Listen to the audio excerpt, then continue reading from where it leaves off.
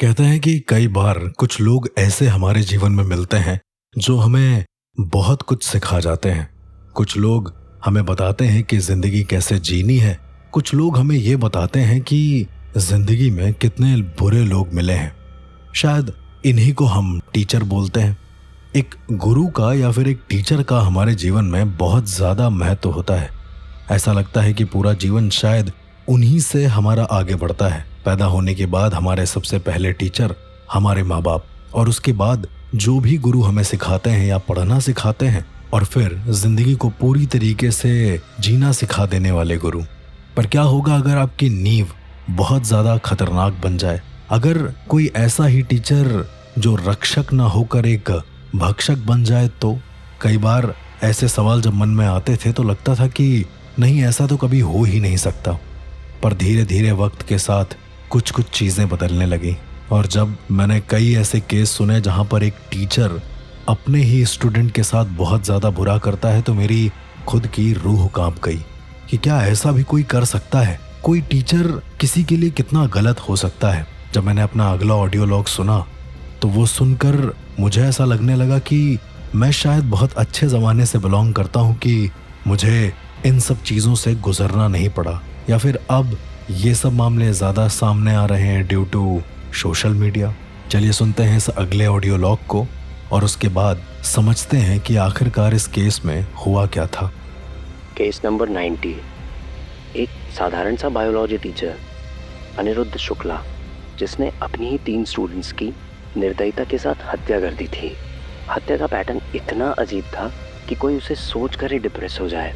उसने तीनों स्टूडेंट्स को बायोलॉजी लैब में बुलाकर अलग अलग तरीके से उनके ऑर्गन्स को काट कर मेडिकल माफियाज को बेच दिया, यानी कि ऑर्गन स्मगलिंग, और उनके बचे हुए शरीर को किसी स्पेशल केमिकल के ज़रिए पूरी तरह से डिस्ट्रॉय कर दिया। पुलिस को सारे सबूत जब मिले तो पुलिस ने उसे गिरफ्तार किया, पर कोर्ट रूम में मेरे और जज के सामने वो यही कह रहा था कि ये बलिदान है, कोई डेथ नहीं। 2 मेजर ट्रायल्स के बाद कोर्ट फैसला तो सुना देती है, पर क्या सच में वो बलिदान था या फिर एक सोची समझी साजिश? जिस तरह से आपने ये ऑडियो लॉग सुना कि अंत में सब कुछ बहुत ही ज्यादा किसी न किसी एंगल पर आकर अटक जाता है। सब अपने विवेक के हिसाब से सोचते हैं। इस केस को जानने के लिए सबसे पहले हम जानते हैं इस केस के जो अपराधी है, यानी कि अनिरुद्ध शुक्ला। यस, मैं उन्हें अपराधी ही कहूंगा, जिन्होंने 3 बच्चों की बेरहमी से हत्या कर दी थी। उत्तर प्रदेश के एक छोटे से कस्बे में रहने वाला ये टीचर बहुत ही ज्यादा प्रशिक्षित था। इसका ऐसा मानना था कि साइंस अपने आप में एक अलग दुनिया है। केमिस्ट्री और बायोलॉजी ये दोनों साथ में पढ़ाता था। लेकिन सबसे अजीब बात ये थी कि अनिरुद्ध शुक्ला, जिसे सब अनुसर के नाम से जानते थे, इसके सिर्फ कुछ ही फेवरेट स्टूडेंट्स थे क्लास में। ये बहुत ही शांत और सौम्य किस्म का इंसान था। लेकिन एक दिन ऐसा क्या हुआ कि सारी पुलिस ने इसे रातों रात पकड़कर जेल में डाल दिया, और उसके थोड़े दिन बाद कोर्ट में स्कूल की बायोलॉजी लैब से 3 बच्चों के अवशेष मिलना कोई छोटी बात नहीं है। उसने 3 बच्चों की निर्मम हत्या कर दी थी। वो एक्चुअली क्या कह रहा था ये मैं बाद में बताऊंगा, लेकिन मैं पहले बताता हूँ कि एक्चुअली वो हत्या में हुआ क्या था। पुलिस जब बायोलॉजी लैब में जाती है, क्योंकि बहुत सारे ऐसे सबूत मिलते हैं, कुछ ऐसे डीएनए रिपोर्ट्स मिलती हैं, और साथ ही साथ सीसीटीवी फुटेज भी ये कह रही होती हैं कि 3 बच्चे बायोलॉजी लैब के अंदर गए और फिर निकले ही नहीं, और ये 3 दिन में 3 हत्याएं लगातार हुई।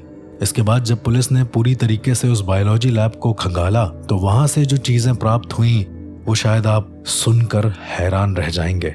कुछ केमिकल्स जैसे सल्फ्यूरिक एसिड और सोडियम हाइड्रोक्साइड में कुछ हड्डियों के अवशेष मिलना। हालांकि उसमें हड्डियां बचती नहीं हैं, पर फिर भी एक तरीके से उसमें खून या फिर किसी हड्डी का लगना। उसी तरीके से वहां के अदर केमिकल्स में, यानी कि अदर केमिकल्स के टैंक में किसी तरीके का मांस या किसी तरीके की हड्डी मिलना। बायोलॉजी लैब के ठीक पीछे गार्डन की मिट्टी में कुछ अवशेष मिलना। ये तीनों इशारा कर रहे थे बहुत बुरी तरीके से मौत का। जब पता चला कि उस बायोलॉजी लैब का जो टीचर था वो था अनिरुद्ध शुक्ला, तो पुलिस ने उसे तुरंत गिरफ्तार किया। गिरफ्तार करने के बाद वो बार बार एक ही चीज कह रहा है कि मैंने खून नहीं किया है, मैंने सिर्फ बलिदान दिया है। पुलिस ने जब उससे पूछा कि तुमने कैसे ये सारा काम करा, या फिर पुलिस ने सारी घटना का जब मुआयना करा, तो पता चला कि पहला खून आदित्य मिश्रा का था, जो कि क्लास 10 का एक बहुत ही ज्यादा होनहार स्टूडेंट था। वो अक्सर बायोलॉजी लैब में बहुत देर तक रुकता था और शायद अनु सर ने यानी कि अनिरुद्ध शुक्ला ने उसकी इसी आदत का फायदा उठाया। एक दिन अनिरुद्ध ने आदित्य को एक स्पेशल प्रोजेक्ट कहकर लैब में बुलाया और उसे क्लोरोफॉर्म की हल्की सी मात्रा से बेहोश कर दिया। इसके बाद प्रयोगशाला में पहले से तैयार एक विशेष ऑक्सीकरण रसायन यानी कि ऑक्सीडाइजिंग केमिकल का उपयोग करके उसके शरीर के सारे त्वचा को नरम किया और उसे धीरे धीरे गलाता चला गया। बाय द वे, ये मैं जितना भी चीज बता रहा हूं ये खुद अनिरुद्ध शुक्ला के मुंह से दिया गया बयान है पुलिस को।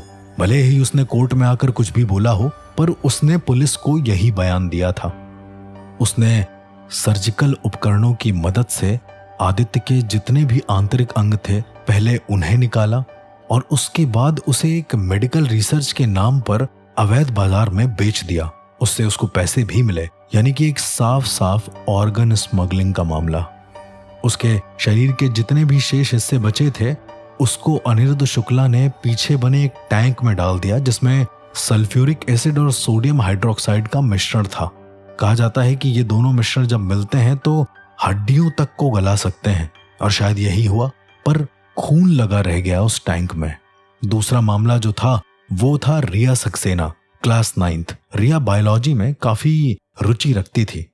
अनिरुद्ध उसकी प्रतिभा से बहुत ज्यादा प्रभावित तो था, लेकिन एक ट्विस्टेड तरीके से उसने रिया को एक ऑर्गन डाइसेक्शन क्लास के बहाने एक लैब में बुलाया और उसके बाद उसे एक विशेष नशीले पदार्थ एनेस्थेटिक कंपाउंड से बेहोश किया, जो कि स्कूल की प्रयोगशाला में एक सामान्य सॉल्वेंट की तरह रखा गया था। रिया के फेफड़े और किडनी को उसने निकाला, जिसे आइस बॉक्स में पैक करके मेडिकल रिसर्च लैब को बेच दिया। अनु सर को हर अंग के बदले एक मोटी रकम मिलती थी और इसका जिक्र वो किसी से नहीं करते थे।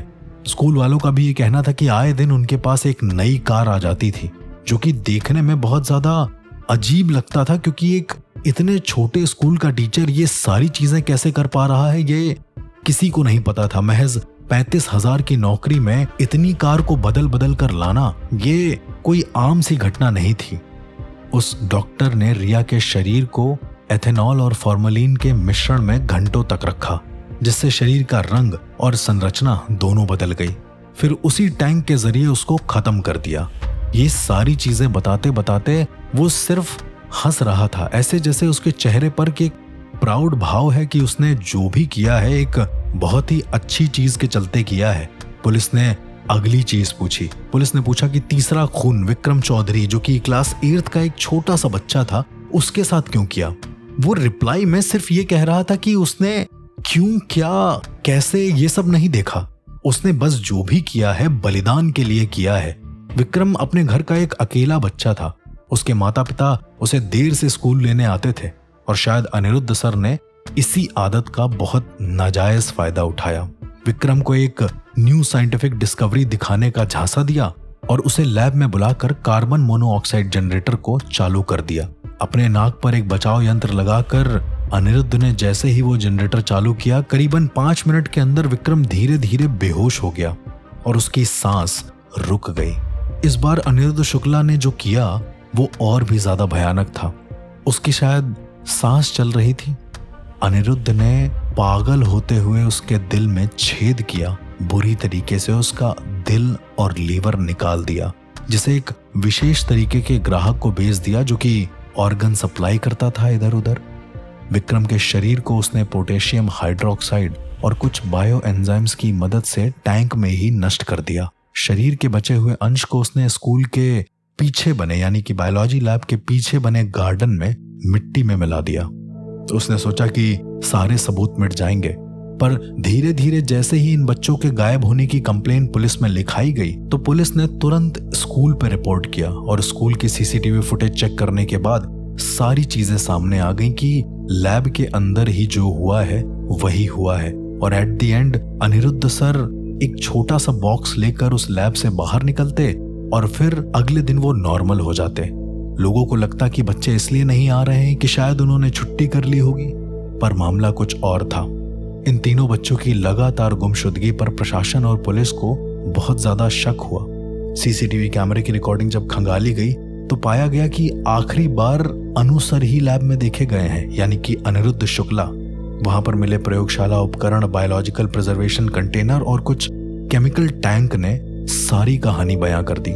अनिरुद्ध शुक्ला गिरफ्तार हो गए और जांच में सामने आया कि वो मेडिकल माफिया के लिए ऑर्गन हार्वेस्टर का काम कर रहा था और स्कूल की लैब उसकी प्रयोगशाला नहीं थी बल्कि एक शवशाला बन चुकी थी, यानी कि डेथ लेबोरेटरी। ये कहानी और भी ज्यादा अजीब हो गई थी क्योंकि कानूनी, मनोवैज्ञानिक और पारलौकिक सभी पहलुओं को छू रही थी। इस कहानी में जो कोर्टरूम ट्रायल हुआ वो और भी ज्यादा संजीदा और पेचीदा था।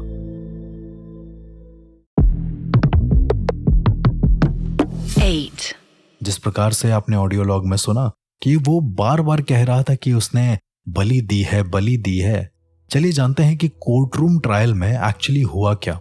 सबसे पहले जज ने ओपनिंग करी कि अनिरुद्ध शुक्ला का केस शुरू करते हैं और अभियोजन पक्ष अपना तर्क रखे। सरकारी वकील, जो कि हमारे वकील थे, उन्होंने कहा कि ये कोई साधारण मामला नहीं है, एक सुनियोजित वैज्ञानिक समझ के साथ की गई जघन्य हत्याओं की श्रृंखला है। आरोपी अनिरुद्ध शुक्ला उर्फ अनु सर ने स्कूल की प्रयोगशाला को अंग चोरी का केंद्र बना दिया था। हमने कोर्ट के सामने सीसीटीवी फुटेज, केमिकल टैंक्स की रिपोर्ट, बच्चों के डीएनए नमूने और मेडिकल रिसर्च लैब से जुड़े लेन देन के दस्तावेज पेश किए हैं। जज चाहे तो आप उसे देख सकते हैं। जज ये सारी चीजें देखते हैं और वो पूछते हैं कि डिफेंस अपना पक्ष रखे। यहाँ पर डिफेंस में, यानी कि अनिरुद्ध शुक्ला के साथ उसका लॉयर सुधांशु निगम भी था। वो कहता है कि माय लॉर्ड, मेरे मुवक्किल को एक दुर्लभ मानसिक रोग है जिसे मेडिकल साइंस में ट्रांस हाइपोसेसिस डिसऑर्डर बोलते हैं या ट्रांस डिसऑर्डर भी बोलते हैं। यह स्थिति तब उत्पन्न होती है जब व्यक्ति मानसिकता से कटकर एक आभासी आत्म सुसज्जित संसार में पहुंच जाता है।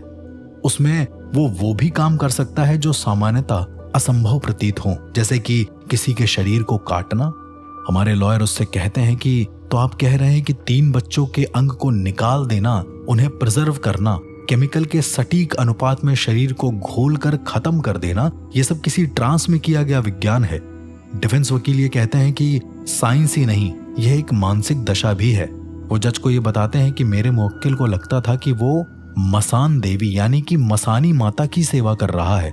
वो इस स्थिति में स्वयं को देवदूत समझने लगा जो बलिदान के लिए चुना गया है। मैं इस कन्वर्सेशन को यहाँ पर रोक कर ये बता देना चाहता हूँ कि मसान का मतलब होता है शमशान, यानी शमशान का पूरा एरिया। और अगर कोई ये क्लेम करता है कि मसान देवी यानी कि मसानी माता, इसका मतलब उस शमशान में उपस्थित वहां की मेन जो माता है वो है मसानी माता। पर मसानी माता के लिए बलिदान देना, ये कुछ समझ नहीं पाया मैंने अक्सर लोगों और साधुकों को मसान के अंदर यानी शमशान के अंदर मुर्गे या फिर बकरों को काटते हुए देखा है, पर इंसान के अंगों को काट कर किसी देवी के लिए बलिदान देना, ये पुराने समय की ही बातें थी। ये इस समय में ऐसा पॉसिबल नहीं है। अभी भी कुछ ऐसे अजीब से लोग हैं जो ये सारा काम करते हैं, पर मैं इसको बढ़ावा बिल्कुल भी नहीं देता क्योंकि ये किसी तरीके का तंत्र है ही नहीं।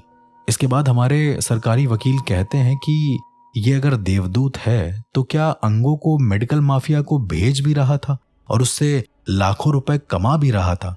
ट्रांस में पैसे गिनने की भी क्षमता थी इसके अंदर। डिफेंस वकील कहते हैं कि माय लॉर्ड, मानसिक रोग में व्यक्ति नैतिकता और अपराध बोध की सीमाएं नहीं समझता। जज बहुत ज्यादा उस वक्त कंफ्यूज होते हैं और वो अनिरुद्ध शुक्ला यानी कि अनु सर को कटघरे में बुलाते हैं, विटनेस बॉक्स में बुलाते हैं। उनसे पूछते हैं कि आप पर 3 नाबालिग बच्चों की हत्या और अंगों की तस्करी का आरोप है, आप अपनी सफाई में कुछ कहना चाहते हैं। उस वक्त अनिरुद्ध शुक्ला जो कहता है उससे कोर्ट में सन्नाटा छा जाता है। अनिरुद्ध शुक्ला के बयान मैं आपको पढ़ के सुनाता हूं, लेकिन उससे पहले मैं आपको बता दूं कि तंत्र में कभी भी ऐसा नहीं होता है कि किसी के अंगों को काट कर तुम माता को बलिदान करो। चलिए अब मैं अनिरुद्ध शुक्ला का बयान पढ़ता हूं। वो कहता है, ये सब मैंने किया है, इंसानों के लिए नहीं, ये सब मसानी माता के लिए था। रात को वो आती थी, कहती थी बाल रक्त चाहिए, निर्दोष रक्त। मैं सिर्फ आदेश का पालन करता था, मैंने कभी किसी को मारा नहीं। ये सब बलिदान थे। जैसे एक पुजारी यज्ञ करता है, वैसे ही मैंने एक वैज्ञानिक यज्ञ किया। और ये सुनकर पूरा का पूरा कोर्ट शांत हो जाता है। एक ऐसा वैज्ञानिक खूनी यज्ञ जिसे वो खुद मान रहा है कि उसने किया है। हमारे सरकारी वकील बहुत ही ज्यादा सोच में पड़ जाते हैं और वो कहते हैं कि माय लॉर्ड, ये उसकी असलियत है। ये आदमी मानसिक रोगी नहीं बल्कि एक बेहद शातिर सोशियोपैथ है। मसानी माता का नाम लेकर वो सिर्फ अपने अपराध को छुपाना चाहता है, लेकिन विज्ञान की आड़ में किया गया अपराध, चाहे वो धार्मिक रंग ले या मानसिक बीमारी का आवरण, सत्य से नहीं बच सकता। डिफेंस वकील फिर भी नहीं मानते। वो कहते हैं कि कोर्ट से उनका निवेदन है कि आरोपी की विस्तृत मानसिक चिकित्सा करवाई जाए। यदि वो दोषी है तो कानून उसे दंडित करे, लेकिन अगर वो रोगी है तो उसका उपचार जरूरी है। और यहां पर आता है जज का फैसला। जज कहते हैं कि इस मामले की गंभीरता और जटिलता को समझते हुए आरोपी की मानसिक स्थिति की न्यायिक जांच का आदेश कोर्ट देता है। इसके लिए एक विशेषज्ञों की टीम नियुक्त की जाएगी जो ये निर्धारित करेगी कि अनिरुद्ध शुक्ला मानसिक रूप से अपराध के समय सजग था या फिर नहीं। अगली सुनवाई 2 हफ्ते बाद होगी। तब तक आरोपी को न्यायिक हिरासत में भेजा जाता है।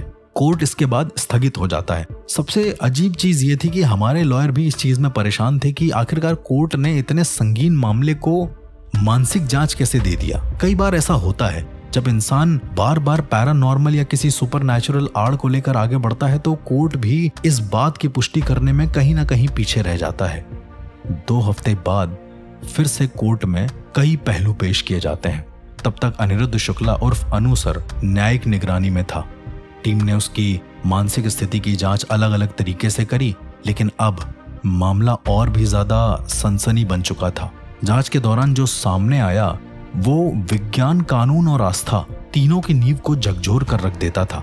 मनोचिकित्सक सीमा माथुर, जो कि शहर की जानी मानी मनोचिकित्सक थी, उन्होंने जांच की रिपोर्ट जज को सौंपी। उन्होंने अपना बयान कटघरे में आकर दिया कि अनिरुद्ध शुक्ला को डिसएसोसिएटिव साइकोसिस है, जिसमें व्यक्ति खुद को किसी और सत्ता के अधीन समझता है। उनकी दिमागी स्कैनिंग में अमिगडाला और फ्रंटल लोब में गड़बड़ी मिली, जो कि भावनात्मक नियंत्रण और निर्णय क्षमता से जुड़ी होती है।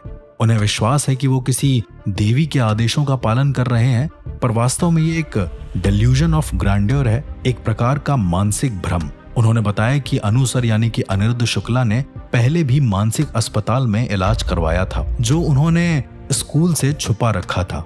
दूसरा पक्ष जब कोर्ट में आता है तो और भी ज्यादा भयानक होता है। CBCID की रिपोर्ट, अनु सर के बैंक अकाउंट में अचानक 74 लाख रुपए एक दिन क्रेडिट होते हैं। बॉडी पार्ट्स की तस्करी में शामिल एक मेडिकल लैब से सीधा लिंक भी मिलता है। लैब के पिछले डेटा से रिया और विक्रम जैसे नाम भी मिलते हैं। लैब के कर्मचारी ने अनिरुद्ध से जुड़े रहने की बात भी कबूल करी, यानी कि ये पूरा का पूरा तंत्र तस्करी का है। हमारे सरकारी वकील CBCID की रिपोर्ट से ये कहते हैं कि ये पूरा का पूरा तंत्र तस्करी का है। मानसिक रोग और देवी का हवाला एक शातिर अपराधी की शरण है। पर यहाँ पर कोर्ट में एक और पहलू सामने आता है। कोर्ट में जब मनोचिकित्सक अपनी सारी बात कर लेती हैं तो वो कहती हैं कि वो किसी और को भी पेश करना चाहती हैं, जो कि एक अलग पर्सपेक्टिव देना चाह रही हैं, पर उसकी बात पर मनोचिकित्सक को पूरा भरोसा है नहीं। कोर्ट अलाउ करती है और एक नर्स वहां पर आती है। ये नर्स वही नर्स होती है जो अनिरुद्ध की मानसिक जांच के दौरान वहां पर मौजूद होती है। वो बताती हैं कि जब उसकी मानसिक जांच की जा रही थी तो MRI मशीन में उसे रखा गया। उस समय कुछ बहुत ही अजीब हुआ। मशीन बार बार फेल हो जाती थी। जब भी अनिरुद्ध को उसमें लगाते थे कुछ ना कुछ अजीब होने लगता था। कैमरे की रिकॉर्डिंग में जब देखा तो एक बार मशीन के पास एक धुंधली सी आकृति जैसी तैरती हुई दिखाई दी। उस कमरे में उस रात वो नर्स रुकी थी। वो बता रही थी कि अनिरुद्ध आंखें बंद किए हुए अजीब सा कुछ बड़बड़ा रहा था। वो कह रहा था कि मसानी माता आ गई हैं, बलिदान चाहिए। और तभी कमरे का तापमान अचानक से 5 डिग्री गिर जाता है। वो नर्स वहीं पर बेहोश हो जाती है और अपनी नौकरी भी छोड़ देती है। उसने ये सारी चीजें बताई, पर अगेन डॉक्टर ने बोला कि शायद इतना ज्यादा खौफ था अनिरुद्ध शुक्ला का कि उसके किए गए कृत्यों की वजह से इसके दिल में डर पनप गया हो और ये बेहोश हो गई हो।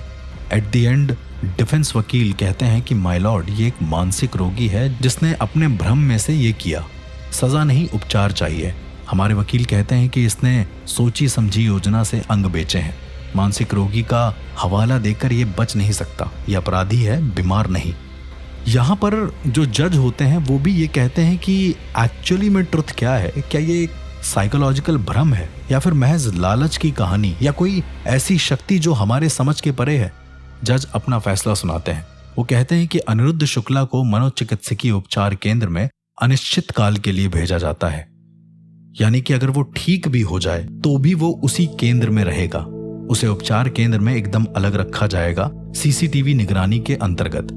साथ ही साथ यह आदेश दिया जाता है कि इस केस में शामिल मेडिकल रिसर्च लैब की सीबीआई जांच हो। अनिरुद्ध के बयानों को मानसिक भ्रम समझकर छोड़ा नहीं जा सकता, क्योंकि विज्ञान भी हर प्रश्न का उत्तर नहीं दे सकता। आज भी अनिरुद्ध को अस्पताल में एक विशेष कोठरी में रखा गया है, लेकिन आज भी वो कुछ बड़बड़ाता है, कुछ अजीब सा कहता रहता है।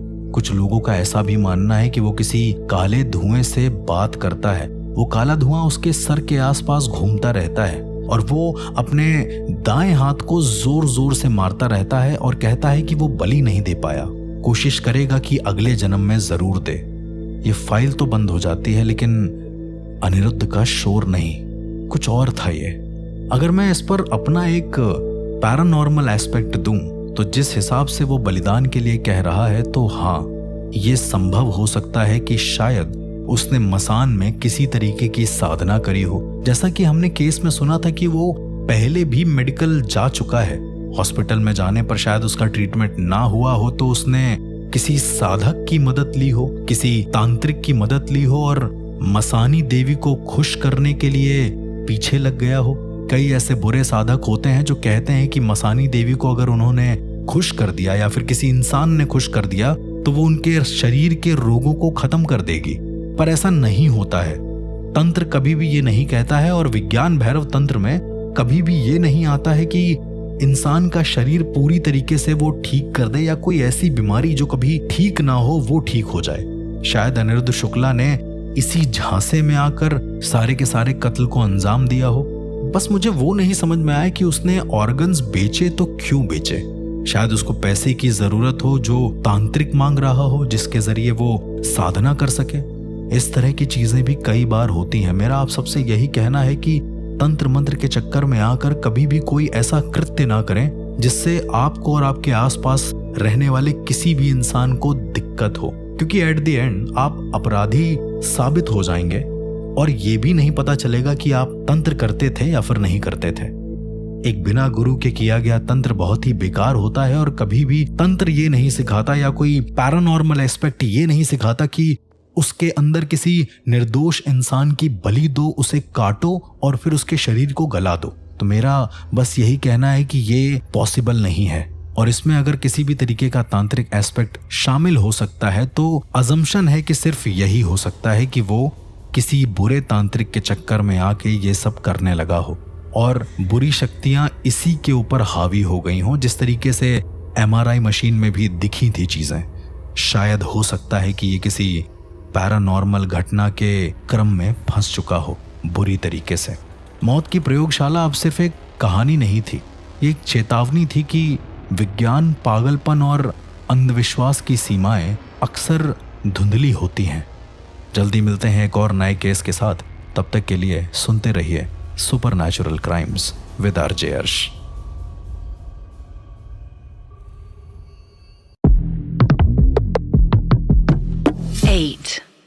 कहते हैं कई बार कुछ अनजान हमारे लिए इतने ज्यादा घातक बन जाते हैं कि उनका घर में प्रवेश हो जाना बहुत बड़ी मुसीबत को दावत दे सकता है। कुछ ऐसे केसेस भी हमारे बीच आए हैं जिसमें किसी अनजान ने दिन दहाड़े घर में आकर इंसान को मौत के घाट उतार दिया है और उसके बाद वो वहां से हमेशा के लिए फरार हो गए हैं। मैं खुद भी कई सारे ऐसे केसेस को जानता था। नोएडा में मैंने कई लोगों के घर में ऐसा देखा था। एक बार तो एक केस सामने आता है जिसमें एक अंकल और आंटी एक घर में रह रहे होते हैं और दिन दहाड़े उनके फ्लैट में जाकर एक चोर मारपीट करता है। उनको शायद इतना मारता है कि उनमें से एक की मौत हो जाती है और उनके घर में जितना भी सामान होता है वो सब उठाकर वो लेकर चला जाता है और किसी को कानों कान खबर तक नहीं होती। 2 दिन बीत जाते हैं, तब पता चलता है कि उनकी मौत हो चुकी है। इस तरह के न जाने कितने ही केसेस हमने सुने हैं और अपनी आंखों से एक तरीके से देखे भी हैं।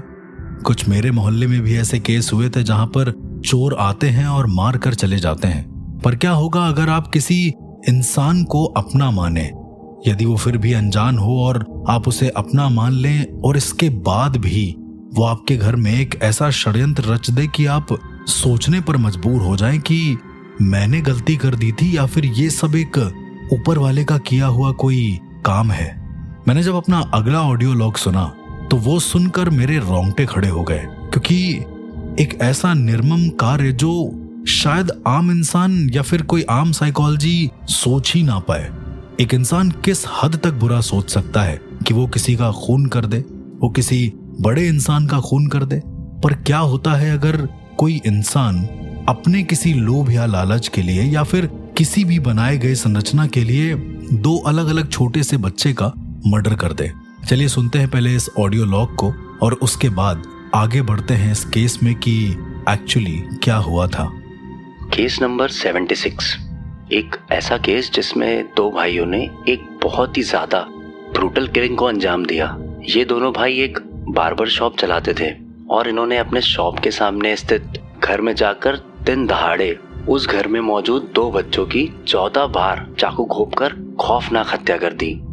दोनों भाई वहां से हत्या के बाद भाग निकले और पुलिस ने 2 दिन में बड़े भाई साजिद का एनकाउंटर भी कर दिया। कोर्ट में जब ये केस आया तो छोटा भाई जावेद बार बार ये कह रहा था कि उसने खून नहीं किया। 3 मेजर ट्रायल्स हुए और बार बार फेक सबूत पेश किए गए, पर एट द एंड जस्टिस सर्व हुआ और जावेद को भी फांसी की सजा सुना दी गई। वहां के लोगों का ऐसा मानना था कि साजिद और जावेद ने ये सब किसी तंत्र के चलते किया। जस्टिस तो सर्व हो गया, लेकिन ये तंत्र का नजरिया आज भी मेरे दिमाग में अधूरा रहा। जिस तरह से आपने इस ऑडियो लॉग में सुना, यहाँ पर कई बार निर्णय कोर्ट के पक्ष में भी होते हैं। कोर्ट ने जावेद को भी एक तरीके से मौत की सजा सुना दी। कितना सही था कि एटलीस्ट दोनों दोषियों को उनके की गई की सजा मिल गई, एक का एनकाउंटर और एक की मौत। पर आइए पहले इस केस के बारे में और डिटेल में जानते हैं और समझते हैं कि आखिरकार उन्होंने ऐसा किया क्यों था, या फिर इतने बुरे कार्य को अंजाम देने में उनके हाथ कांपे क्यों नहीं थे।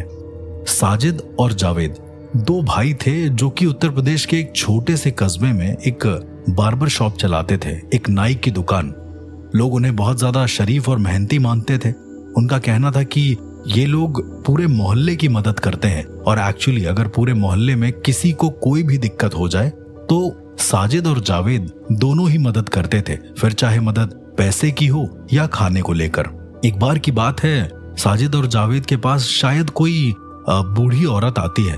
वो उनसे कुछ मांगती है तो वो अपने ही बॉक्स में से, जिसमें वो लोग पैसे इकट्ठा करते थे, उससे 2-3 हजार रुपए उठाकर दे देते हैं और ये पूरे मोहल्ले वाले देखते हैं। 7 साल से ऊपर हो गया था साजिद और जावेद को वहां पर दुकान चलाते चलाते। दुकान के आसपास कई सारे मकान थे, उनमें से एक और मकान था जो कि ठीक उनके दुकान के सामने था और वो मकान था हनीफ मियाँ का। वो बहुत ही सुलझे हुए इंसान थे और काफी ज्यादा दीन में विश्वास रखते थे। उनकी पत्नी रुखसाना और 3 बेटे अयान, तानिश और सबसे छोटा रईस। ये लोग साजिद और जावेद को बहुत मानते थे। हर त्योहार पर वो लोग खाने का बहुत सारा सामान साजिद और जावेद को भी देते थे। लेकिन एक दिन वो हुआ जो किसी ने सोचा नहीं था और इसमें कोई अंधविश्वास नहीं जुड़ा था तब तक जब तक किसी की मौत सामने नहीं आई। एक दिन दहाड़े मौत होती है अयान और तानिश की, और करने वाला कोई और नहीं, साजिद और जावेद ही थे। उस दिन साजिद हनीफ मियाँ के घर जाता है। ये जितनी भी चीज मैं आपको बता रहा हूँ ये हनीफ मियाँ की पत्नी रुखसाना जी ने खुद बयान में बोला है। साजिद उनके घर जाता है। उस दिन रुखसाना अकेली होती है। साजिद कहता है कि उसे 5,000 रुपए उधार चाहिए और ऊपर पानी की टंकी भी देखनी है। अब क्योंकि इनके घर में आना जाना इतना ज्यादा हो गया था और इनके बच्चे इतना ज्यादा घुल मिल गए थे कि रुखसाना जी ने अलाउ कर दिया। साजिद ऊपर चला जाता है और जावेद नीचे बैठकर तीनों बच्चों के साथ खेल रहा होता है। रुखसाना को कोई भी शक नहीं होता है उस समय तक जब तक दोनों बच्चे ऊपर नहीं जाते। किसी तरीके से साजिद आवाज देता है अयान और तानिश को, जो कि उसके भाई जावेद के साथ बैठकर खेल रहे होते हैं। अयान और तानिश दोनों ऊपर जाते हैं। साजिद की आवाज आती है कि बेटा ऊपर आओ, कुछ दिखाना है तुम्हें। रुखसाना भी समझ नहीं पाती और रुखसाना जी उस वक्त चाय बना रही होती हैं साजिद और जावेद के लिए।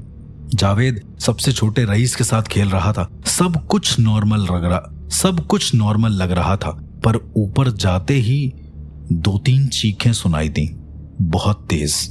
उसको शायद नेग्लेक्ट कर दिया रुखसाना जी ने, या फिर चाय बना रही थी इस वजह से उन्हें सुनाई ना दिया हो।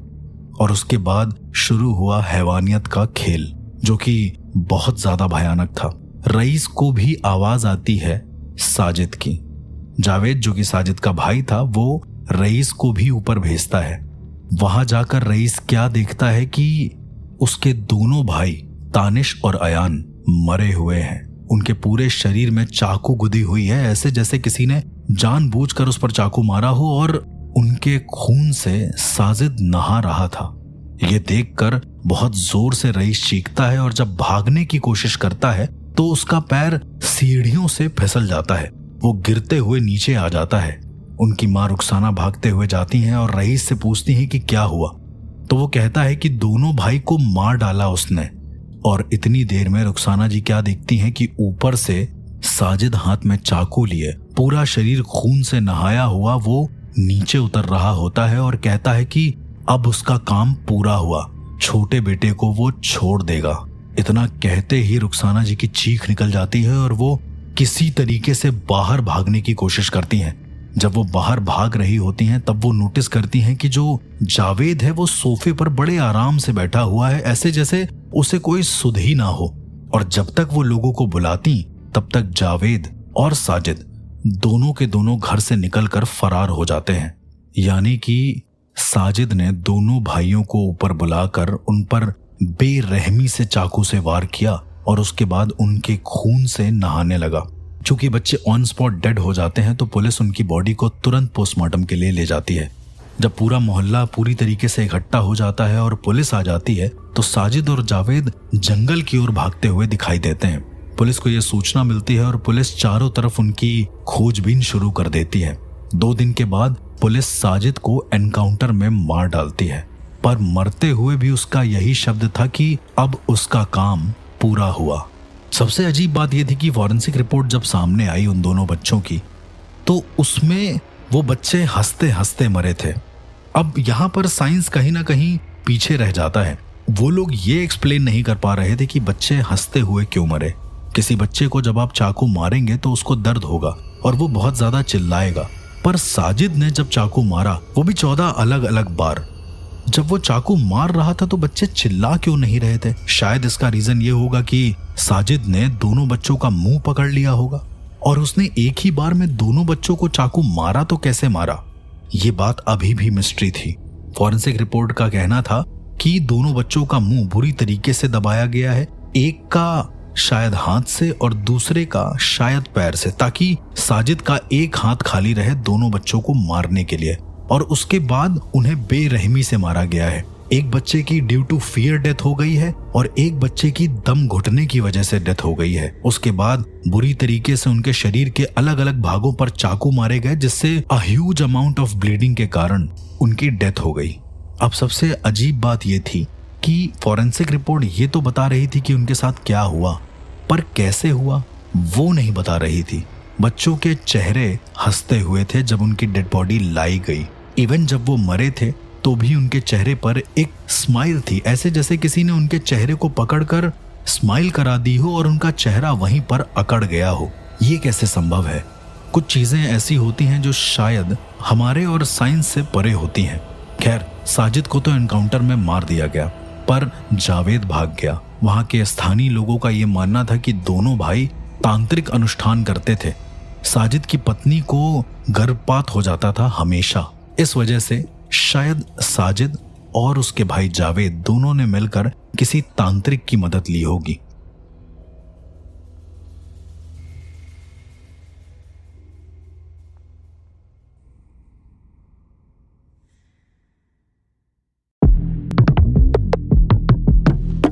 8. अब ये मेरा अपना अजम्पशन कहता है, अगर मैं तांत्रिक दृष्टिकोण की बात करूं तो शायद साजिद ने एक तरीके से इन चीजों को रोकने के लिए कि उसकी वाइफ दोबारा बच्चा कंसीव कर ले, शायद उसने किसी तांत्रिक की मदद ली होगी। क्योंकि सबसे पहला जो दृष्टिकोण सामने आया था वो यही आया था कि शायद इन लोगों ने तांत्रिक क्रियाओं के चलते बच्चों को मौत के घाट उतार दिया है। और कहीं ना कहीं मुझे भी ऐसा लग रहा था। कई ऐसे बुरे तांत्रिक होते हैं जो ये लालच देते हैं कि वो किसी भी स्त्री का गर्भ धारण करवा सकते हैं, बस उसके लिए उन्हें कुछ निर्दोष लोगों की बलि चाहिए। आमतौर पर मैंने ऐसा पुरुलिया में देखा था। वहां पर कुछ ऐसे साधु थे जो अपने आप को अघोरी होने का ढोंग करते थे। वहां की एक फैमिली थी जो कि बहुत ज्यादा परेशान थी, जिनकी वाइफ को हमेशा मिसकैरेजेस हो जाते थे, लेकिन उस तांत्रिक की मदद ली और उनको बच्चा हो गया। ये कैसे पॉसिबल है? ये सिर्फ सुनी सुनाई बात है। बाद में पता चला कि वो तांत्रिक बहुत बुरा था और उसने किसी बुरे तंत्र के चलते ये सारी चीजें करी। और कहते हैं कि बुरे काम का बुरा ही अंजाम होता है। तो जब उनका बेटा पैदा हुआ तो उसके दांत बड़े थे, जिसे हम लोग डेविलिश चाइल्ड बोलते हैं अक्सर, और पैदा होने के करीबन 2 दिन के बाद वो मर गया। शायद ये सब बुरे तांत्रिक अनुष्ठानों का ही नतीजा था। पर यहाँ पर भी अजीब चीज हुई। यहाँ पर साजिद ने शायद तांत्रिक का सहारा लिया और उसने बोला होगा कि 2 निर्दोष बच्चों की बलि देनी होगी। तभी शायद उसने अयान और तानिश को मारकर ये बोला कि अब उसका काम पूरा हुआ। उनकी माँ का बयान आज भी मेरे कानों में गूंजता है। वो कहती हैं कि वो खून में लथपथ ऊपर से नीचे आया था और उसके बाद वो कह रहा था कि अब उसका काम पूरा हुआ है और छोटे बच्चे को वो नहीं मारेगा। आमतौर पर देखा जाए तो अयान और तानिश की उम्र रईस से ज्यादा थी। अयान और तानिश की उम्र यही करीब रही होगी 14 से 15 साल और रईस की उम्र थी शायद 9 साल। तो छोटे बच्चों को ना मारना ये भी किसी तांत्रिक अनुष्ठान में तो नहीं आता है, जहां तक मेरा मानना है। अगर मैं वामाचार की भी बात करूं, जो कि एक बहुत ही ज्यादा भयानक प्रकृति का तंत्र होता है, तो उसके अंदर भी बच्चों की बलि तो बिल्कुल नहीं आती। अगर बच्चे मर जाते हैं तो हाँ, उनके कपाल या फिर उनकी हड्डी के साथ कुछ मसान जागरण की क्रिया होती है जो लोग करते हैं। पर किसी को पर्टिकुलर मार कर उसके साथ हवन या कोई पूजन करना, ये किसी भी तंत्र प्रकृति के अंतर्गत नहीं आता है, जितना मेरा अपना एक्सपीरियंस है। अब आगे बढ़ते हैं इस केस की ओर, क्योंकि आगे जाकर ये केस और भी ज्यादा इंटरेस्टिंग हो गया था। साजिद मर चुका था, पूरी तरीके से उसको गोली लगी थी सर के बीचों बीच, और रईस की फैमिली यानी कि अयान और तानिश जो 2 मृतक थे, उनकी फैमिली अभी भी इस पूरे सदमे से उबर नहीं पाई थी। उन्होंने कोर्ट में केस फाइल किया और उसके बाद किसी तरीके से जावेद को पकड़ने की कोशिश हुई। पर एक दिन बहुत अजीब होता है। करीबन मौत के 15 दिन के बाद जावेद खुद उस शहर में वापस आता है और कहता है कि मैं सरेंडर करना चाहता हूं पुलिस को। बहुत अजीब चीज थी जब ये मैंने सुना कि जावेद खुद सरेंडर करना चाह रहा है। आइए सुनते हैं जावेद की अपनी एक आवाज, जिसमें वो बार बार ये कह रहा है कि उसे सरेंडर करना है, उसे अब लोगों के बीच नहीं रहना है। मैं तुरंत वहाँ से आया बदायूं के लिए, वहाँ पब्लिक बहुत थी। मैं सीधा दिल्ली भाग गया। मैं दिल्ली से सीधे बरेली आया हूँ अपने आप को सरेंडर करने के लिए। सीधी मेरे पास रिकॉर्डिंग है कई लोगों की, जहाँ से मेरे पास फोन आया कि तुम्हारे भाई ने ये कांड कर दिया है। मैं देखो बहुत सीधा शरीफ आदमी हूँ। देखो एक का तो एनकाउंटर हो चुका है। हाँ भाई, मैं वो कौन था जिसका मेरा बड़ा भाई था, लेकिन उसने किया था। मैं उसमें बिल्कुल ही मेरा कुछ नहीं है। मुझे भाई पुलिस के हवाले करवा दो, क्योंकि मैं बिल्कुल कोई तो वजह हुई जिस घर में मर्डर हुआ है ना, वहाँ बहुत अच्छे ताल्लुकात थे हमारे। जिस तरह से आपने जावेद का बयान सुना, मुझे लग नहीं रहा था कि ये जो भी सरेंडर करने जा रहा है ये अपनी मर्जी से कर रहा है। खैर, जिस दिन जावेद ने सरेंडर किया उस दिन कोर्ट में ये मुद्दा अपने आप चला गया। वहां के मेन कोर्ट में जब ये बात जाती है और कोर्ट में पेश किए जाते हैं सारे लोग, तो जावेद का वकील भी जावेद के साथ होता है। उसकी फैमिली वालों का तो यही मानना था कि जावेद ने कुछ नहीं किया, जो भी किया है सब का सब उस साजिद ने किया है। कई बयान ऐसे भी आए जिसमें जावेद की दादी का कहना था कि जावेद निर्दोष है। चलिए सुनते हैं दादी का भी एक छोटा सा बयान जो उन्होंने मीडिया को दिया था। जावेद कल घर पे था? हाँ, जावेद घर पे आया। देखो वो मट्टी खोद के हमारे घर में डाली है। जितने काम है साजिद के हैं, जावेद तो कतई बेकसूर है। अब इस मीडिया के बयान को सुनने के बाद भी लोगों के दिमाग में अभी भी उसकी परछाई बदली नहीं। खैर कोर्ट में सब लोग पेश किए जाते हैं। डिफेंस वकील शकील वो कहते हैं कि माय लॉर्ड, मेरे मुवक्किल जावेद पर आरोप लगाए गए हैं वो बेबुनियाद हैं। उस दिन वो सिर्फ बच्चों के साथ खेल रहा था। हत्या ऊपर की मंजिल पर हुई और वो नीचे था। उस पर आरोप केवल आशंका के आधार पर लगाया गया है। उन डिफेंस लॉयर शकील ने दो बातें सामने रखी। कोई स्पष्ट गवाह नहीं है जो ये कहे कि जावेद ने हत्या में हिस्सा लिया। रईस, जो कि सबसे छोटा और इकलौता चश्मदीद गवाह है, सिर्फ साजिद को हत्या करते हुए उसने देखा है, जावेद को नहीं। इसलिए माय लॉर्ड, यह एक अंधविश्वासी हत्या थी और इसमें शामिल तंत्र मंत्र केवल साजिद के दिमाग की उपज थी। जावेद इसका हिस्सा कभी नहीं था। सरकारी पक्ष यानी कि जो हमारे लॉयर होते हैं वो कहते हैं कि माय लॉर्ड, हम ये मानते हैं कि हत्या साजिद ने की, लेकिन ये भी उतना ही सच है कि जावेद इसका सह अपराधी है। सबूत दिखाते हैं कि दोनों भाइयों ने कई दिन पहले से योजना बनाई थी। हमारे लॉयर ने कुछ सबूत भी पेश किए। उन सबूतों में सीसीटीवी फुटेज था जिसमें जावेद बच्चों को बहलाता नजर आ रहा है जबकि साजिद ऊपर जाता है। मोबाइल चैट जिसमें साजिद और जावेद के बीच बलिदान की बातें करी गई थी। जांच में मिला एक तांत्रिक का नाम जिसने बताया कि उसने दोनों भाइयों को बलि की आवश्यकता समझाई थी। तुरंत हमारे लॉयर कहते हैं कि ये एक सीरियल किलिंग का मामला है, एक ऐसा कृत्य जो दोनों की मिली भगत से किया गया था। कोर्ट अपना पक्ष प्रूफ करने के लिए 2 दिन का समय देती है। दूसरी सुनवाई कुछ अजीब ही हो जाती है। दूसरी सुनवाई में डिफेंस ने चौंकाने वाला दावा किया। शकील हाशमी, जो कि डिफेंस लॉयर थे, उन्होंने कहा कि माय लॉर्ड, मेरे मुवक्किल पर एक अलौकिक आत्मा का प्रभाव था। उसने खुद मुझे बताया कि साजिद ने उस पर एक बांधने वाला तांत्रिक मंत्र डाला था जिससे वो अपनी इच्छा के विरुद्ध कार्य कर रहा था। जज पूछते हैं कि आप कहना क्या चाहते हैं, तो शकील हाशमी जी कहते हैं कि एक्चुअली में जो जावेद था वो किसी तांत्रिक शक्ति के ग्रसित में था, इसीलिए ये दोनों के दोनों भाई जाते थे और वहां पर तांत्रिक से सलाह लेते थे। और साजिद की बीवी को बच्चा भी नहीं हो रहा था, इस वजह से तांत्रिक ने कुछ उपाय बताए जिसमें नॉर्मल किसी जानवर की बलि देने की बात हुई थी। और इसके बाद जावेद पर वो इतना गहरा असर कर गया कि उसने हर काम में साजिद की मदद देने का वादा कर दिया। उसके दिमाग ने किसी तरीके से ये ठान लिया कि साजिद जो भी करेगा वही जावेद भी उसका साथ देगा, चाहे वो खून हो या फिर कोई आम बात। इसे एक तरीके का हाइपर प्लेसिबो इफेक्ट भी कहते हैं। जज कहते हैं कि आप क्या कहना चाहते हैं कि जावेद ने यह अपराध नहीं किया बल्कि उसे कराया गया। डिफेंस कहता है कि हाँ, मेरे मुवक्किल की मानसिक स्थिति शायद उस समय उतनी नहीं थी जिस समय उसने खून देखा या फिर जिस समय खून हुआ। उसे लगा कि बस उसे अपने भाई साजिद की मदद करनी चाहिए। इसके बाद हमारे सरकारी पक्ष ने एक तीखा विरोध किया। वो कहते हैं कि हर अपराधी कहे कि उस पर कोई आत्मा सवार थी तो फिर जेलों में तांत्रिक ही भरे रहेंगे। ये सिर्फ एक भावनात्मक भ्रम है और कुछ भी नहीं। पहले 2 ट्रायल्स में डिफेंस पक्ष ने सबूतों को तोड़ मरोड़ कर अदालत को उलझा दिया।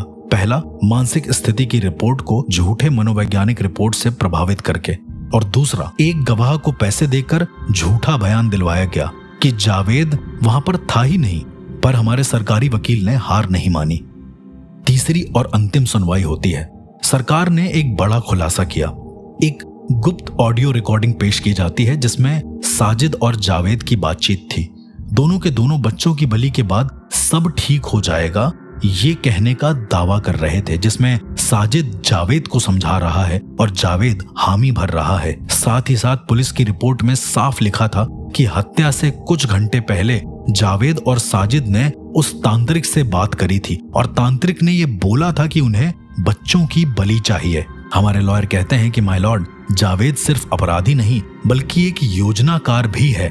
उसने साजिद को भावनात्मक रूप से तैयार किया, उसे उकसाया और खुद सुरक्षित रहा। एक्चुअली में जावेद ही मेन था जो ये सारे के सारे काम कर रहा था, मास्टरमाइंड।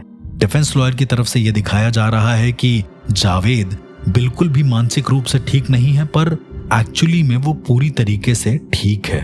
तो उसी समय कोर्ट ने ऑन स्पॉट साइकोलॉजिकल जांच के लिए भी बोला। जब उसकी साइकोलॉजिकल जांच की गई तो वो पूरी तरीके से ठीक था, आरोप सामने आ चुका था।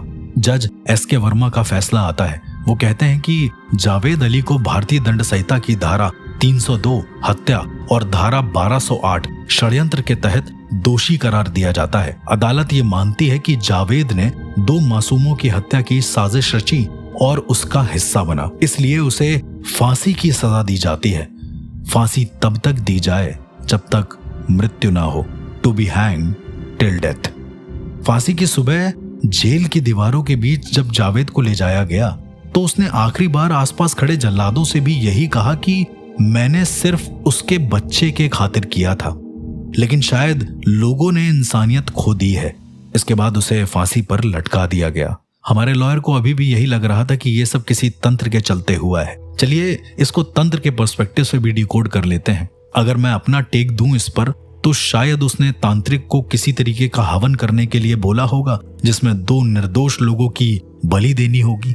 किसी तरीके से ये दोनों इतने ज्यादा प्रभावित हो गए उस तांत्रिक से कि वो उसकी बात मानने पर राजी हो गए। इसको मैं प्रभावित होना भी नहीं कहूंगा, इसको मैं ये कहूंगा कि शायद साजिद की मजबूरी इतनी ज्यादा थी, क्योंकि उसकी पत्नी का गर्भपात इतनी बार हुआ, लगभग 3 बार मिसकैरेजेस हुए, तो शायद उसे लगा होगा कि ये कोई तंत्र मंत्र या फिर इन चीजों से ठीक हो सकता है। उसने एक तांत्रिक या किसी भी बाबा का सहारा लिया और उसके बाद उसने वही किया जो बाबा ने उससे कहा, 2 निर्दोष बच्चों की बलि। पर इसका अंत क्या हुआ? कुछ भी नहीं। साजिद की मौत, जावेद की मौत, और शायद अब उसकी बीवी अकेले रहती है। इवन पुलिस ने उसकी बीवी से भी कई बार सवाल पूछे तो उसकी बीवी बहुत परेशान होकर कहती है कि अच्छा हुआ साजिद मर गया, क्योंकि वो अलग अलग तरीके के तांत्रिक प्रक्रियाएं अपनी बीवी के ऊपर करता था। उसकी बीवी ने काफी बड़े खुलासे करे। उसकी बीवी बताती है कि वो रात बेरात उठकर एक दीपक लेकर हमेशा उसके सामने बैठ जाता और कुछ मंत्रों का उच्चारण करने लगता। वो कहता कि इससे तुम्हें मिसकैरेजेस नहीं होंगे। वो बहुत ज्यादा परेशान थी, तो किसी तरीके से अब उसने वो शहर वहां से छोड़ दिया है। वो किसी और शहर में जाकर बस गई है।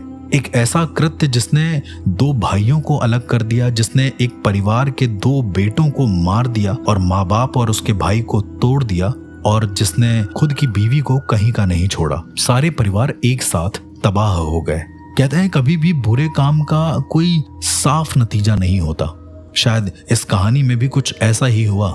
ये कहानी एक आईना है जिसमें अंधविश्वास, मानसिक भ्रम और तंत्र मंत्र का इस्तेमाल करके इंसानियत को रौंदा गया, लेकिन अंत में जीत न्याय की ही हुई।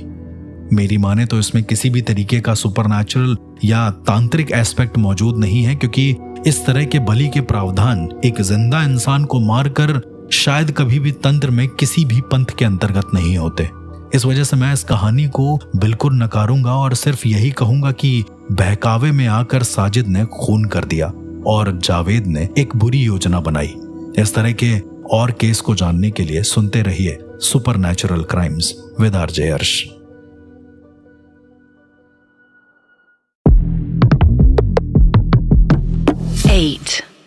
कई बार कोर्ट में ऐसे केस सामने आ जाते हैं जिसे सॉल्व करने पर न्यायाधीश महोदय को भी यही लगता है कि क्या ये सच में विज्ञान के परे है?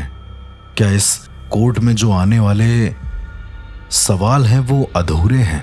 मैंने अगले ऑडियो लॉग को जब सुना है तो मुझे पता चला कि हाँ, कुछ ऐसी चीजें भी मौजूद हैं जो शायद विज्ञान आज तक पूरी तरीके से एक्सप्लोर नहीं कर पाया है। कुछ ऐसे प्रूफ जो दिल दहला दें, कुछ ऐसी हत्या जो इंसान को सोचने पर मजबूर कर दे कि इंसानी दिमाग किस हद तक जा सकता है, और कुछ ऐसे गवाह जिन्हें देखकर ऐसा लगता है कि वो इस दुनिया के हैं ही नहीं। क्या होगा अगर चीजें बहुत आराम से कोई करके निकल जाए, कोर्ट भी उसे बरी कर दे, जो असली मुजरिम है वो हमेशा के लिए बाहर रहे, और जो शायद उसकी बात मानकर या उससे इन्फ्लुएंस होकर ये सारा काम कर रहा है वो अपनी पूरी जिंदगी जेल के अंदर बिता दे। सुनने में बहुत ही ज़्यादा फिक्शनल लगता है, पर एक्चुअली में एक ऐसा केस हुआ था। एक ऐसा केस जो पूरी तरीके से विज्ञान, तंत्र और सामान्य जिंदगी के परे था। चलिए सुनते हैं इस ऑडियो लॉग को और उसके बाद ये डिसाइड करते हैं कि आखिरकार इस केस में हुआ क्या था। Case number 49। हजारों क्राइम केसेस में पहला ऐसा केस जहां शायद मुझे लगता था कि गुनहगार कोर्ट के विटनेस बॉक्स में आकर गवाही देकर बाइज्जत बरी हो गया है। एक आरोपी स्वामीनाथ, एक तांत्रिक जिसने एक पूरे परिवार को तंत्र के चलते अपनी बातों में फंसाकर एक ही रात में 3 लोगों को बुरी तरह से मौत की घाट उतार दिया। हत्या इतनी निर्मम थी कि सुबह उस पूरे घटनाक्रम को देखने वाला पहला इंसान बिना कुछ बोले बेहोश हो गया। इस केस के 3 मेजर ट्रायल्स हुए, लेकिन इसमें अजीब सा मोड़ तब आया जब इस केस में डॉक्टर वेदांत नाम का एक आरोपी और जुड़ा। सबूतों की माने तो डॉक्टर वेदांत, जो कि कथित तौर पर खुद को एक हिप्नोटिज्म एक्सपर्ट बताता था, उसने पूरे के पूरे मर्डर को करवाया था। पर सरप्राइजिंगली उसने कुछ ऐसा करा कोर्ट में कि कोर्ट को उसे बाइज्जत बरी करना पड़ा। स्वामीनाथ आज भी जेल में है, पर क्या सच में जस्टिस सर्व हुआ है या हत्यारा खुलेआम आज भी घूम रहा है? ये सवाल आज भी मेरे मन में है। क्राइम, साइंस या पैरानॉर्मल, आखिर क्या थी इस केस की मेन पहेली? जिस हिसाब से आपने ऑडियो लॉग सुना, न्यायाधीश महोदय का निर्णय, 3 मेजर ट्रायल्स और कोई भी निष्कर्ष ना निकलना। स्वामीनाथ नाम का ये तांत्रिक अभी भी जेल में था, पर क्या सच में यही मेन जड़ था सारी चीजों का? जिस तरीके से वेदांत अघोरी अपने आप वहां से कोई ना कोई बात करके और हिप्नोटिज्म के अलग अलग तरीके बताकर कोर्ट को बहलाकर निकल गया, क्या वो बिल्कुल सच था? चलिए इसको और डिटेल में जानते हैं, क्योंकि मेरे पास कुछ ऐसे रिसर्च पेपर हाथ लगे हैं जिनके जरिए शायद ये केस और जल्दी सॉल्व हो पाए।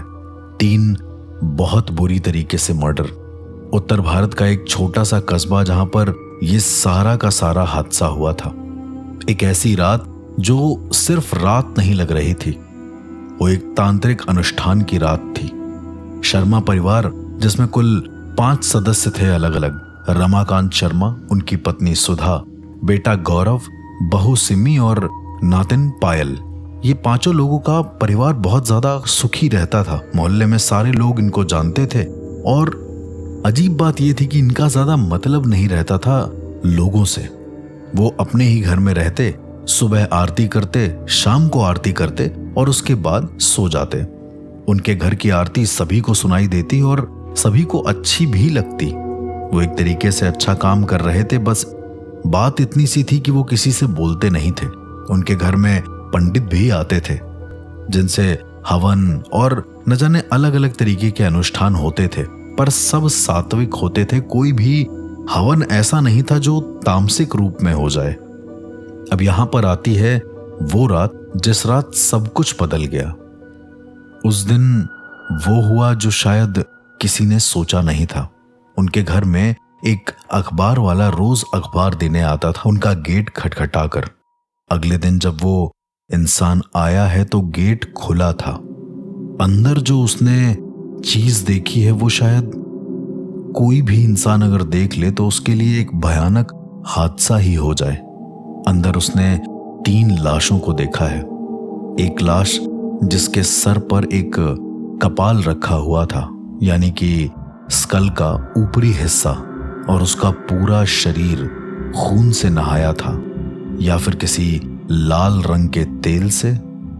गला ऐसे रेता गया था जैसे कोई जानबूझकर उसके गले को दबा रहा हो, और उसकी बॉडी सिर्फ एक दीवार से टिकी हुई थी।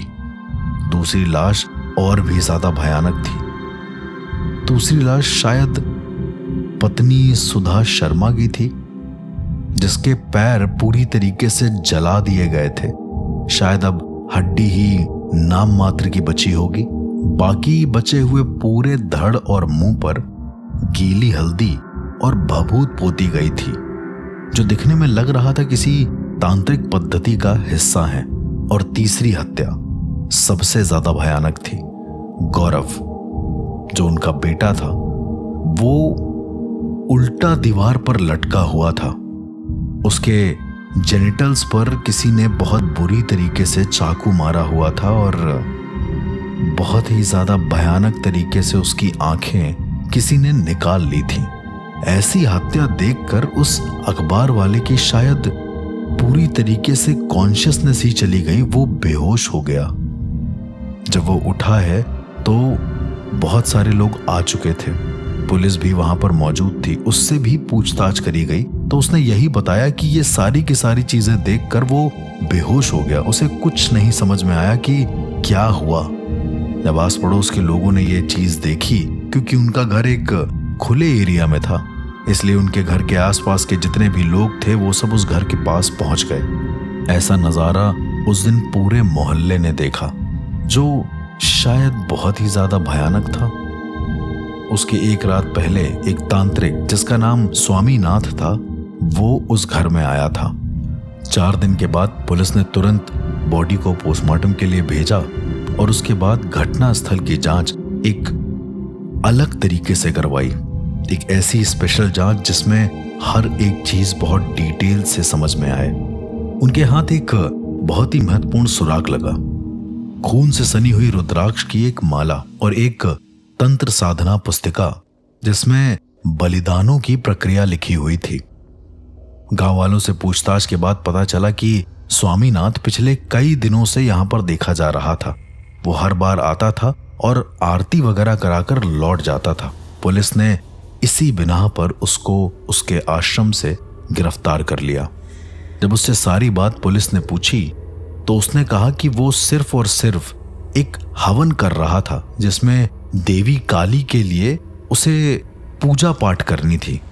किसी को मारना उसकी इच्छा नहीं थी, वो तो देवी की इच्छा थी।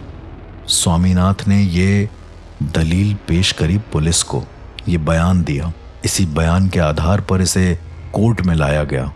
जज महोदय का नाम रमेश त्रिपाठी था और जो डिफेंस लॉयर थे उनका नाम था सुमित भल्ला।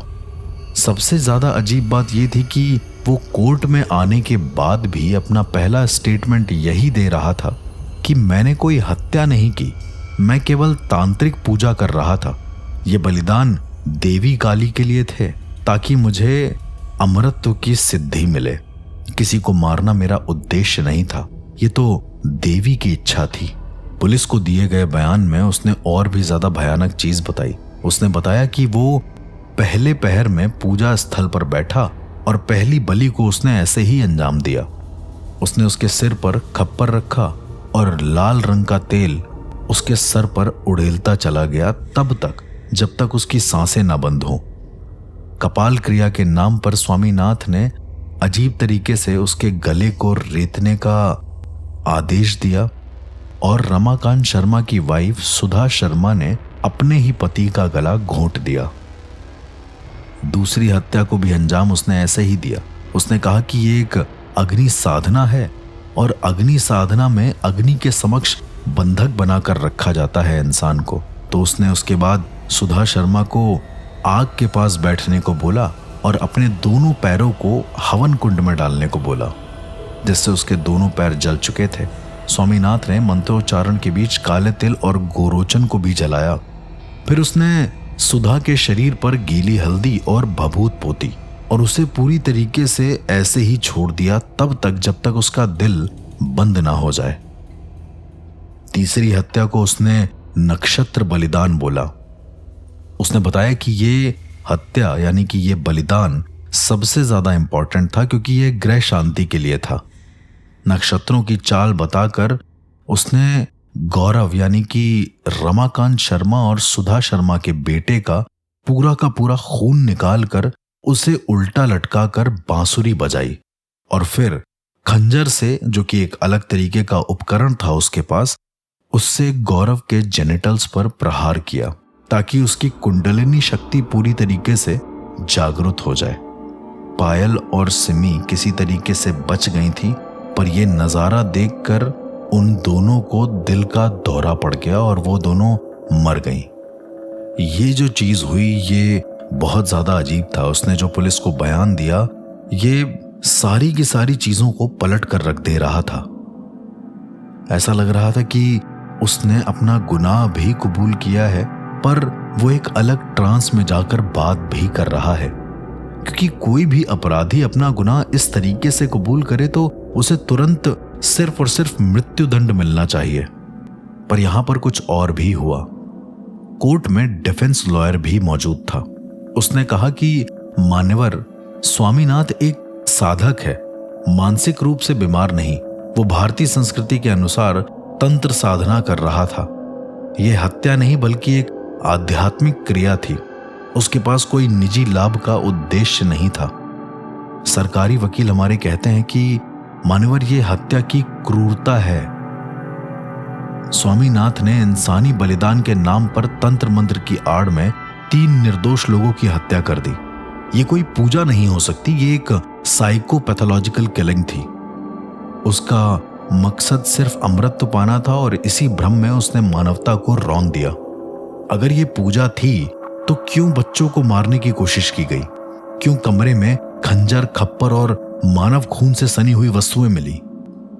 ये मुकदमा एक अजीब से मोड़ पर रुका रहा।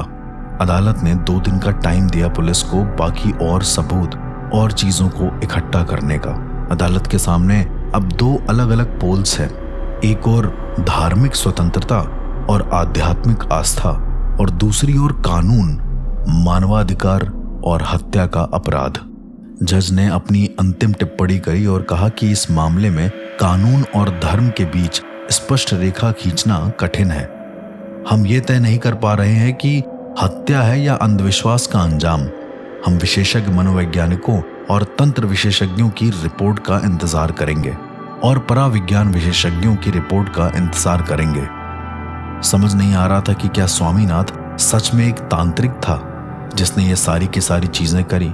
क्या अमृत के नाम पर की गई पूजा सिर्फ एक पागलपन थी या ये हमारे समाज के किसी अंधेरे कोने में छिपी हुई एक भयानक सच्चाई थी?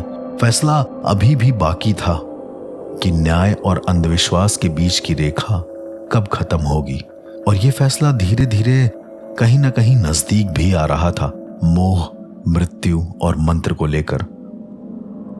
अदालत में 2 दिन के बाद जब पुलिस वापस से अदालत में अपनी चीजों को रखती है तो एक केस एक नया मोड़ ले लेता है पूरी तरीके से। जब फॉरेंसिक टीम ने उस घर की पूरी जांच करी तो दीवार पर एक अजीब सा निशान भी पाया।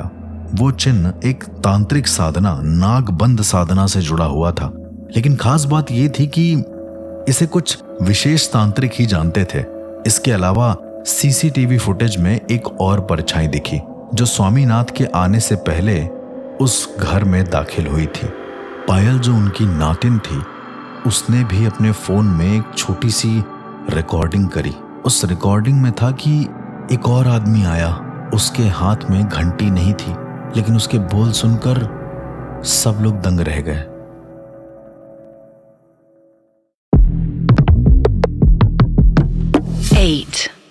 कुछ गांव वालों ने पुलिस को एक अलग व्यक्ति के बारे में भी बताया, वेदांत अघोरी, एक प्रसिद्ध तांत्रिक और हिप्नोटिज्म विशेषज्ञ, जो कहता था कि वो मनुष्य की आत्मा को नियंत्रित कर सकता है। पुलिस ने इसी बिना पर डॉक्टर वेदांत को हिरासत में लिया तो उसने हंसते हुए कहा कि मैंने किसी को मारा नहीं है। पुलिस ने जब डॉक्टर वेदांत को हिरासत में लिया तो उसने बड़े ही अजीब तरीके से हंसते हुए पुलिस से ये कहा कि उसने किसी को मारा नहीं है, उसने सिर्फ लोगों को आंखों से सुलाया था।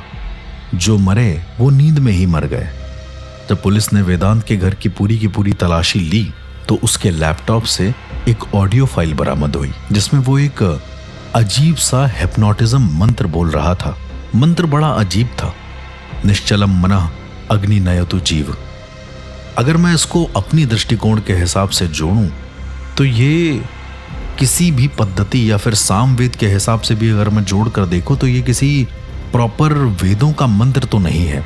ये बनाया हुआ कोई ऐसा साबर मंत्र लग रहा है जो इसने खुद से क्रिएट किया होगा, क्योंकि इस तरह का मंत्र सिर्फ वही बना सकता है जिसने तांत्रिक साधना के अंतर्गत कम से कम 25 से 30 साल दिए हों और साथ ही साथ उसको कोई ऐसी सिद्धि प्राप्त हो जो अलग अलग मंत्रों को जोड़कर एक प्राचीन मंत्र या फिर एक ऐसे गुप्त मंत्रों का इजाद कर पाए जिससे कोई भी इंसान प्रभावित हो।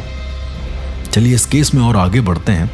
जब ये मंत्र पुलिस को मिला तो इसी मंत्र को घर में पड़े पीतल के यंत्र से भी जोड़ा गया था, एक प्रकार का तांत्रिक ध्वनि उपकरण। पुलिस ने ये सारी चीजें बहुत गहराई से नोटिस करी और उसके बाद अदालत में वेदांत अघोरी को पेश किया गया। अब मामला था राज्य बनाम डॉक्टर वेदांत अघोरी। जज थे हमारे रमेश त्रिपाठी जी और प्रतिवादी यानी कि डॉक्टर वेदांत खुद अपने वकील बने। कोर्ट में ऐसा भी एक प्रावधान होता है जिसमें इंसान खुद के लिए केस लड़ सकता है यदि उसके पास कोई भी वकील ना हो।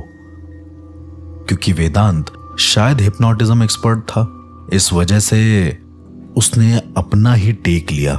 उसने सबसे पहले कोर्ट में आते आते कहा, मान्यवर, मैं सिर्फ एक मानसिक शक्ति का अभ्यास कर रहा था।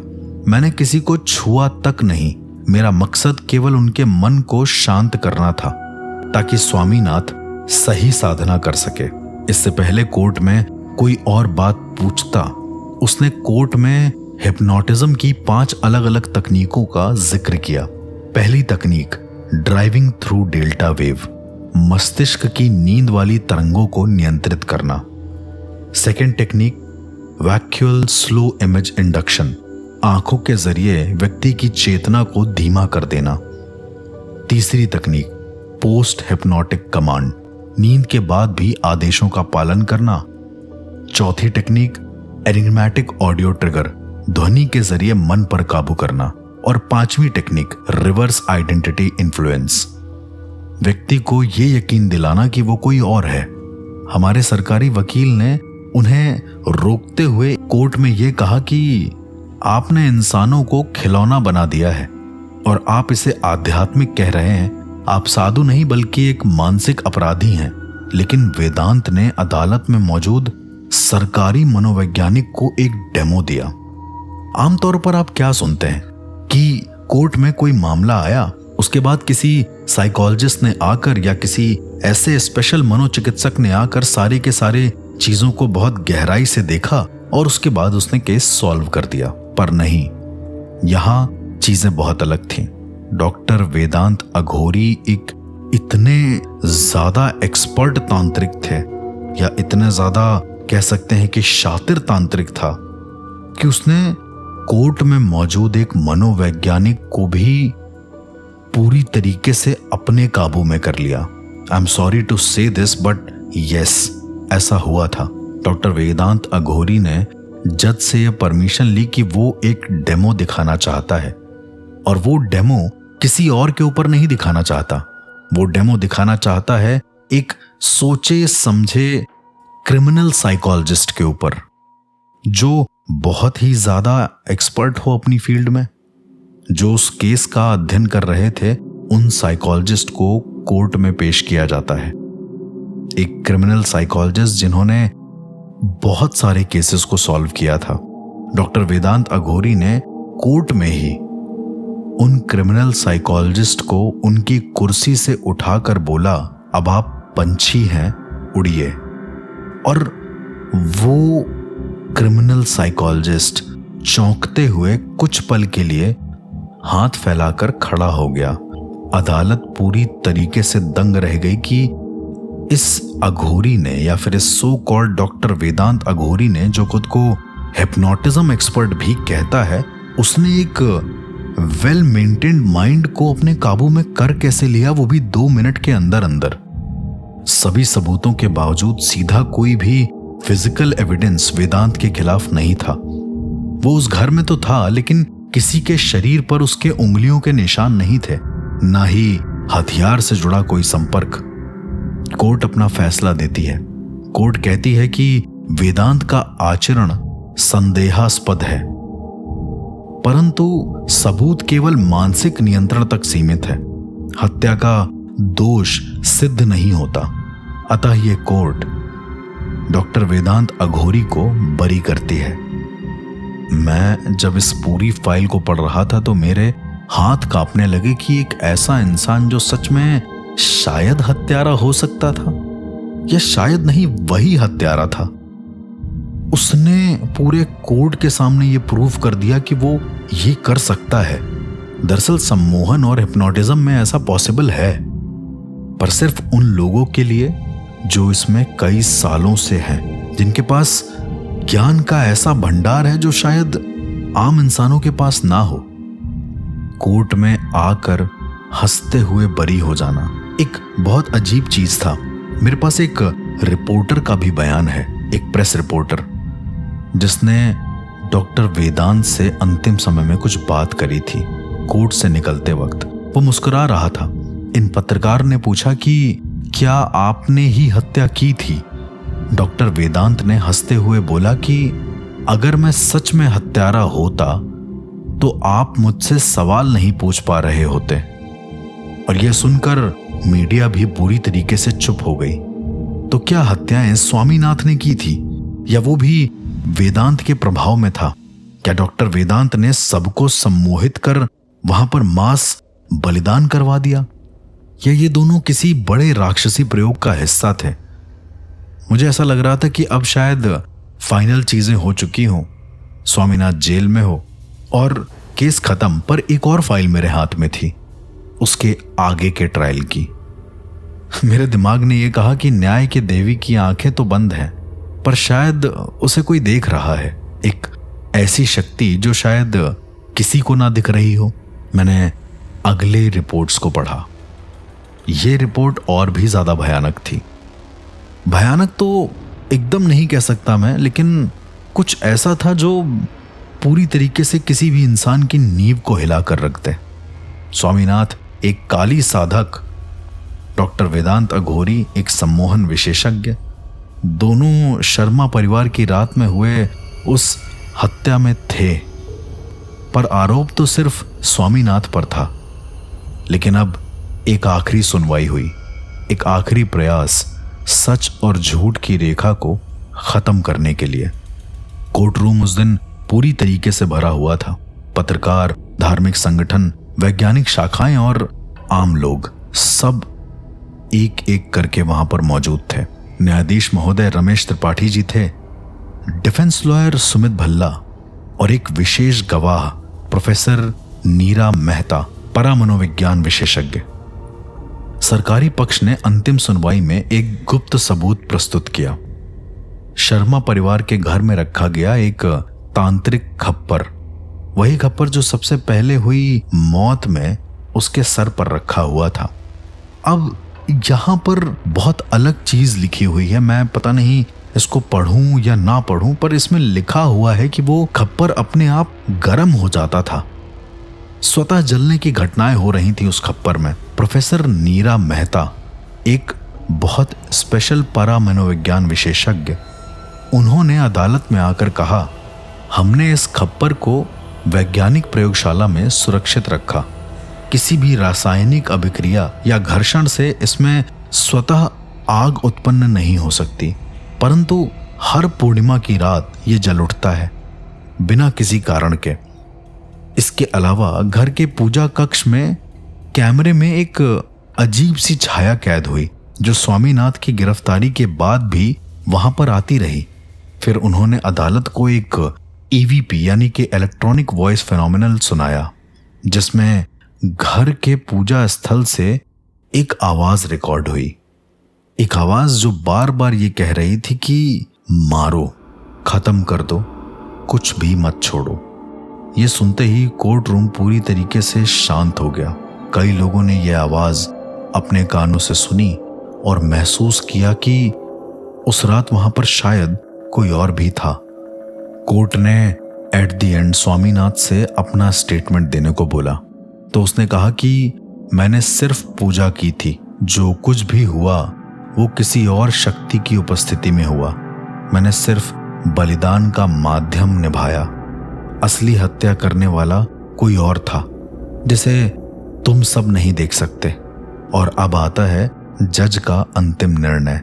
जज रमेश त्रिपाठी जी अदालत में शांत माहौल को देखते हुए कहते हैं कि ये मामला न्यायपालिका के इतिहास में पहला है जिसमें वैज्ञानिक और अलौकिक दोनों पक्ष एक दूसरे से टकरा रहे हैं।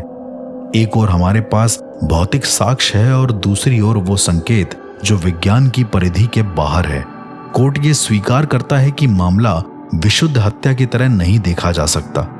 यहां मानसिक नियंत्रण, तांत्रिक क्रियाएं और संभावित परामनोवैज्ञानिक हस्तक्षेप स्पष्ट है, परंतु कानूनी रूप से हम अलौकिक को अपराध का कारण नहीं मान सकते।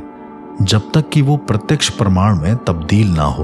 अतः यह अदालत स्वामीनाथ को हत्या का दोषी भी मानती है और एक अलाभकारी मानसिक नियंत्रण में पथभ्रष्ट साधक भी। इसीलिए यह अदालत स्वामीनाथ को न्यायिक मानसिक स्वास्थ्य संस्थान में भेजने का आदेश देती है। यह मामला इस सवाल को अनुत्तरित छोड़ता है, क्या हम हर चीज को विज्ञान से नाप सकते हैं या कहीं कुछ ऐसा भी है जो हमारी समझ के परे है। एट द एंड मेरे दिमाग में भी सिर्फ यही सवाल आ रहा था कि ये न्याय था या एक अधूरी प्रार्थना, यह अपराध था या किसी और लोक की लीला। पर एक बात तो निश्चित है कि वो घर जो शर्मा परिवार का घर था, वहां पर अभी भी बहुत कुछ है, कुछ ऐसा जो किसी भी इंसान की समझ के परे है। मैं अगर इसका तांत्रिक दृष्टिकोण आप लोगों को दूं तो मुझे ऐसा लगता है कि इस सारे केस में जो सबसे ज्यादा मेन इंसान था वो था डॉक्टर वेदांत अघोरी। उसने शायद सम्मोहन की ऐसी विद्या को हासिल कर लिया था। मैं सिर्फ उस बिहाफ पर बोल रहा हूं जो मुझे दिख रहा है। शायद डॉक्टर वेदांत अघोरी ने मल्टीपल सम्मोहन किए हों। शायद डॉक्टर वेदांत अघोरी ने इस तरीके की साधना करी हो कि वो किसी के भी माइंड को नियंत्रित कर सकता है। प्राचीन समय में कई सारी ऐसी गुप्त साधनाएं थी जिसके अंदर एक ही इंसान करीबन 10 से 11 लोगों को एक साथ सम्मोहित करके उनसे कोई काम करवा सकता था। आमतौर पर यह इसलिए किया जाता था उस वक्त क्योंकि मंत्रोच्चारण में गड़बड़ी हो जाती थी, इसलिए सभी के मुंह एक साथ चले। इस वजह से सभी को सम्मोहित कर साथ साथ मंत्रोच्चारण करे जाते थे। पर धीरे धीरे आगे चलने पर यह चीजें बहुत गलत वे में जाती गईं। इसलिए इस गुप्त विद्या को गुप्त ही रखा गया। कभी किसी के सामने साक्ष्य नहीं हुई ये विद्या। पर शायद डॉक्टर वेदांत अघोरी के पास ये विद्या थी, उसने ये सारा काम किया। मुझे नहीं लगता कि उस घर में ऐसा कुछ भी होगा जो बहुत ही ज्यादा डराने वाला होगा। शायद वो जो छाया लोगों को दिख रही है वो डॉक्टर वेदांत अघोरी की ही कोई दी गई शक्ति हो या कोई ऐसी आत्मा जो वहां पर रहना चाहती हो। पूरी तरीके से तो नहीं, पर इस केस का जो मेन इंसान था, जो मेन आरोपी या दोषी जिसको मैं कहूंगा, वो डॉक्टर वेदांत अघोरी ही था, जो आज फ्री घूम रहा है, जिसके पास आज भी लाखों लोग जाते हैं। शायद वो अपने अगले शिकार के लिए किसी और परिवार को ढूंढ रहा हो। स्वामीनाथ अभी भी जेल में है, उसे आजीवन कारावास की सजा हुई है और मानसिक नियंत्रण संस्थान में भी उसे रखा गया है। चीजें बहुत ज्यादा अजीब हैं, क्या सुपरनैचुरल और क्या नेचुरल। कभी कभी ऐसा लगता है कि हमारी की गई कुछ ऐसी गलतियां हम पर इतनी ज्यादा भारी पड़ जाती हैं कि उसका परिणाम हमें भविष्य में देखना पड़ जाता है, जिस तरीके से शर्मा परिवार को देखना पड़ गया। शायद वो लोग भी किसी तांत्रिक पद्धति में रहे होंगे या किसी तांत्रिक अनुष्ठान को कराना चाहते होंगे किसी पर्टिकुलर उद्देश्य को लेकर। इस तरह की और घटनाओं के बारे में जानने के लिए जल्दी मिलते हैं एक और नए केस के साथ। तब तक के लिए सुनते रहिए सुपरनैचुरल क्राइम्स विद आरजे अर्श।